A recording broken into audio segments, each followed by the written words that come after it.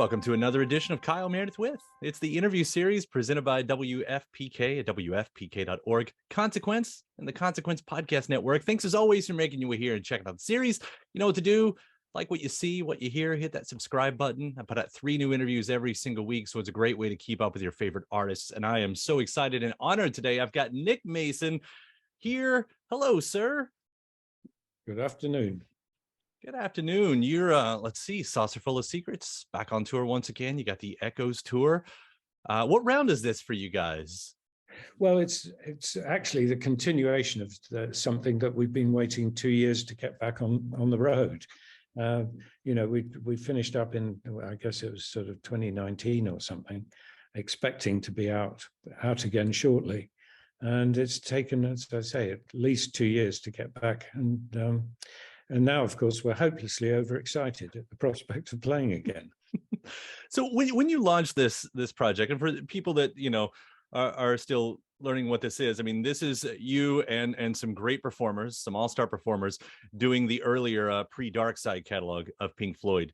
When you launched this, did you think of this as an ongoing thing? Was it sort of meant to be a one-off tour and now it's taken longer? I mean, what was your concept? Well, I think you always go into these things hoping that they might become longer term concepts, but I think we felt we need to be pretty realistic about it. And so we sort of put toes in the water, you could say, rather gently to sort of see how it went. But I think once we'd started playing together and sort of worked out really a way of doing things, we enjoyed it so much, it was obvious we were going to try and make it work at whatever level. I enjoyed the live album that you all already put out a couple of years ago on this. I mean, hearing the way that you do these and really sort of resurrecting these songs for a lot of us fans, do you find that your relationship to these older songs have changed or carried on in a different way as you've gotten reacquainted with them? Well, I think the thing that has surprised me is when you start dismantling or sort of looking at the songs properly with the idea of playing them, how different they are to how I remembered them originally. They are more complex, in fact, than I'd thought, which was quite tiring for me because it meant I actually had to learn them rather than just go to my memory bank. My memory bank was clearly empty. And so it was sort of restarting a bit. But I have to say, I've enjoyed the whole thing from the rehearsals all the way through to the recording. Yeah. Well, they are such unique songs. I mean, the compositions as they are. I mean, when I look back, it's before my time, but I mean, it seemed like so many bands were pulling from the blues as a typical reference point. And I never got that from you all. Like, what were you pulling from? Because in that instance, you were also creating something, which is, you know, not an easy feat. I mean, few artists are able to really do that.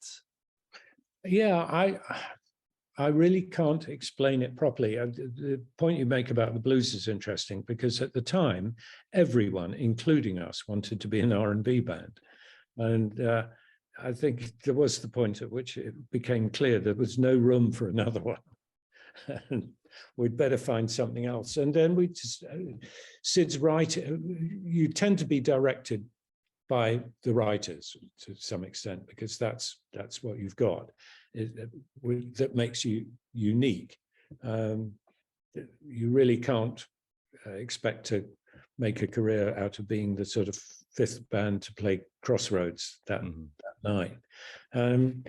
And I think Syd's writing was so varied. That's one of the things that comes across to me now. You know, there's sort of pastoral type, almost English folk song type thing, and then you'll get something a bit more to Lucifer Sam, a bit sort of odder. And then finally, of course, things like Interstellar Overdrive, which are completely off the wall in comparison to some old blues band. Yeah, Interstellar Overdrive, when I was younger, I think it was actually, I heard Pearl Jam cover that as an intro before. I think I heard the original. Really? Yeah. And which is fun. Yeah, I mean there have been those moments too, and lately I've gone back to Bowie's Pinups. I've got some Bowie over my shoulder, and hearing him do See Emily Play, like Oh, yeah. which, such a fun version. What is that something like he reached out about? Do you remember when that happened? No, I don't. But I mean, I remember him. I think Bowie was influenced by Syd. He liked, I think, everything Syd did. I'll tell you what I did like was when Bowie played with David at the Albert Hall and did "Comfortably Numb." Mhm. Thought that was absolutely fantastic. Yeah, just incredible. You brought up Lucifer Sam, and again, I was going back and listening to this live album that you all put out, and I don't know why it hadn't occurred to me, but that's you as we're talking about these early influences, and as you mentioned, some of the sometimes quirkier stuff. Like it seems like that fits in more of like a surf psychedelic thing, almost like what the Munsters were also doing. It's like that. That's what I was like. Where did that come from? Who knows? I mean, Syd's writing was quite extraordinary, and as I say, the subject matter just changed from the I Ching to the English, to a scarecrow, um, to Bike, which is still one of the most curious songs ever, and absolutely unique. No one else goes anywhere near that. Yeah. Well, what about from your specific end of things? I was listening to one of your recent interviews, and I think you guys were talking about Set the Controls for the Heart of the Sun, and you mentioned Chico Hamilton. Oh yeah. Like for your, you've got a songwriter, and obviously you've got guitarists at the time, but for you, what do you remember that you were sort of bringing in? Well, the weirdest thing about talking about the Chico Hamilton thing is that my interest in it, and still is, this is a complete fantasy. I thought in Jazz in a Summer's Day, Chico Hamilton played a drum solo using mallets. When I actually watched the movie again, I don't know, a year ago or something, to my astonishment, he hadn't got any mallets at all. He was playing with sticks. But I'd got this idea that that's where I came across this idea. And clearly it was just something in, there probably was someone else who did something with mallets. But who it was, I've no idea. So I was heavily influenced by a complete stranger. Something what I think there's a term for that, but misremembering something and then building a history upon that misremembering. Right. Yeah. Well, I qualify for that, whatever it's called. So as we said, you go from the very beginnings of your all's catalog, and you go right up until right before. But at that point, right before Darkside, I mean, we are hitting the Meddle territory right there, and it does seem like that's the moment where Pink Floyd started sounding like the bigger, Darkside version. When you guys were doing that, of course, now we are in the 70s. Did it feel like you had made that turning point? I mean, it started a little bit with Adam Hart Mother before that, but there's something about that when you hear One of These Days, when you hear Fearless, like, oh, this is a different band. Did it feel like that? Well, not really. What it feels like is that one's just taken, you're on a road and you've taken not a wrong turning, but you've taken a turning off. Atom Heart Mother is very much a project that actually doesn't repeat itself in later Pink Floyd, in my opinion. Mm-hmm. And whereas I'd agree, Meddle absolutely is an indicator of where we're going to go.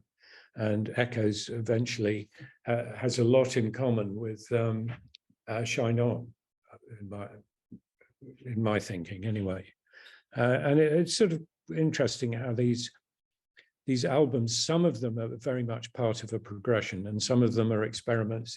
Umaguma, is an experiment that again is not repeated further down the line. I remember finding Umaguma for the first time, and it was so perfect because I'd found Miles Davis's Fillmore shows where it was the cut up stuff, and I'd found Sonic Youth for the first time. I mean, talk about, and I'll go ahead and use that word, talk about a trip. That record right there is it's something else. So so you have the two bands. I mean, I don't know, I'm sure it's not fair to do the comparisons, but what are the big differences in Pink Floyd proper, where you all left off, and your Saucerful of Secrets band? Well, I suppose the interesting thing about it is not the differences, but the similarities. For me, what was interesting was the first night that we played as the Saucers. I think it was at Dingwall's, and I was sort of wondering what it was going to be like. And actually, it was déjà vu. It was felt very similar to being with Pink Floyd in 1967, with the same feeling, the same sort of size venue, the whole thing. I mean, you can't really compare them because one's a sort of something I did over a 50-year period, and the other is something I did last week, really, is how it feels. But there's a nice element of almost picking up on Floyd things with the Saucers, in particular early Floyd, because of this business of being able to mess around a little bit with the music and the songs, and actually try and find new things in that music that work in a different way. I mean, I love both bands. It's not that one was. Someone asked me whether it was sort of hard work with Pink Floyd, although we were notorious for, or still are notorious for, arguments. Actually, most of it was absolutely terrific. It's a wonderful way of spending your life. I mean, that must be something. Now you've got a band that I'm assuming might not have as much drama as as they're the old one. They're working themselves up. Yeah, I'm going to ask this one for what it's worth. To have been the guy who seems to sort of ride the line, between Roger and David, does it feel like you're in the middle? I mean, are they asking about each other through you? Does that ever happen? No, I think they do. No, occasionally they'll mouth off about, complain about each other, but basically, I'm not really a mediator. But I get on with, David and I did this Ukraine song a few months ago, which was a great thing to do. Roger came on at the Beacon Theatre 3 years ago, whatever. Great to do that. I'm sorry I can't build the bridges for them, but hey, who knows? I don't think anybody's expecting that these days. But it was nice. It was so nice to see that song come out. And we're talking about Hey, Hey, Rise Up. I mean, and completely unexpected. I don't think most people thought there would be anything new with the Pink Floyd name on it. I mean, what did it take to get to there, to that song? I mean, was it just the opportunity? Yeah, I think, well, David was probably more deeply involved politically than me anyway, because he actually has a Ukrainian daughter-in-law. But it was, he did a fantastic job. I mean, technically, it was a really interesting thing to do because he had the a cappella vocal line with no track. So we had to actually construct a backing track underneath what should have been an overdub, which is entirely the wrong way to go about making records, but sometimes that's the way things are. But now there's something new in the world that says Pink Floyd on it. So that's either an opportunity for more things like that, or this is our final statement. And would you want this as your final statement? No, I wouldn't particularly want it as a final statement. I think it was just a good thing to do, but I don't think it leads on to immediately putting Pink Floyd on the road. And certainly, from my point of view, as I think I said earlier, I'm very happy doing the Saucers for the moment. Mm-hmm. I mean, frankly, it's quite exhausting just thinking of the thought of trying to put a Pink Floyd show back on the road.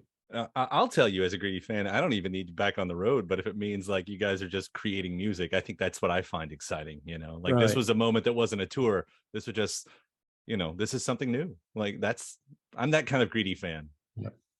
No, well, I'm not averse to looking at anything that comes up, mm-hmm. that anyone wants to do, whatever it is. I'm a bit of a tart, really. There's nothing I'd turn down.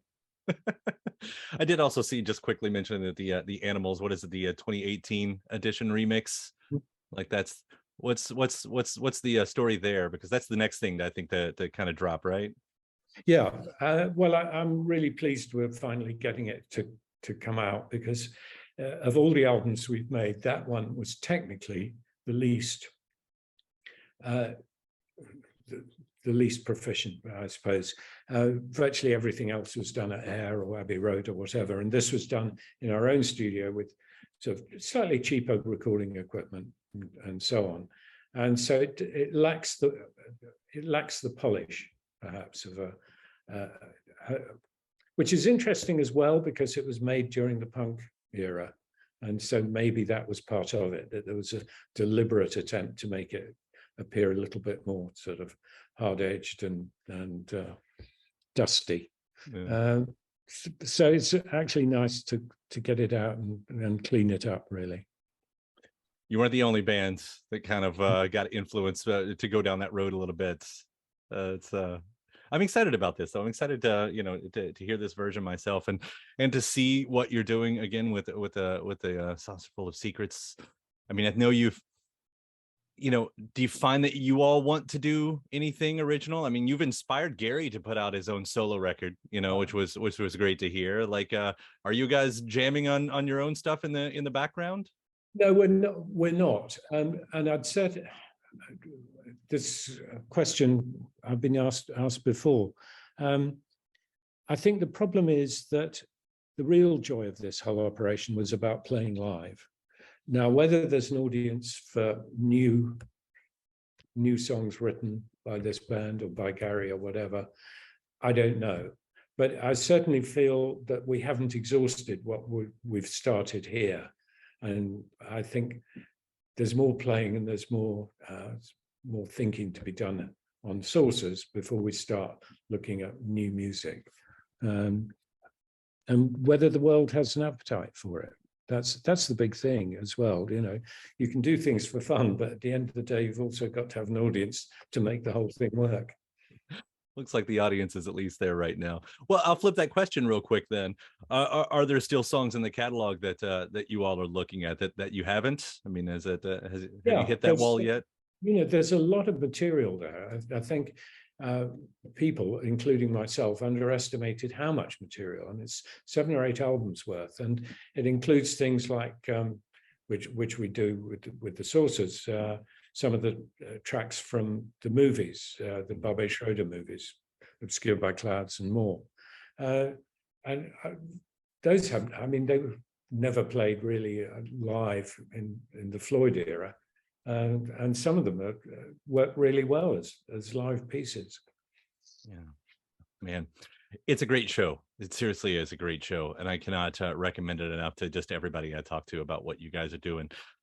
Nick, thank you so much for taking the time to talk to me about it today. Again, this is such an honor, and enjoy that tour, man. Thank you. No, my pleasure. Thanks a lot. And thanks to my guest. Also, thanks to you for checking out the episode in the series. Before you get out of here, hit that subscribe button. Again, you get 3 brand new interviews every single week, new one every Monday, Wednesday, and Friday at right here on YouTube, or of course anywhere in podcast land, including iTunes, Apple Podcasts, Spotify, Podchaser, NPR, or WFPK.org as well. A great way to keep up with your favorite artists and discover new ones as well. Then after that, actually head over to WFPK.org. That's where I do a show Monday through Friday, 6 p.m. Eastern. It's an hour full of song premieres, music news, anniversary spins, bonus interviews, Monday through Friday, 6 p.m. Eastern at WFPK.org.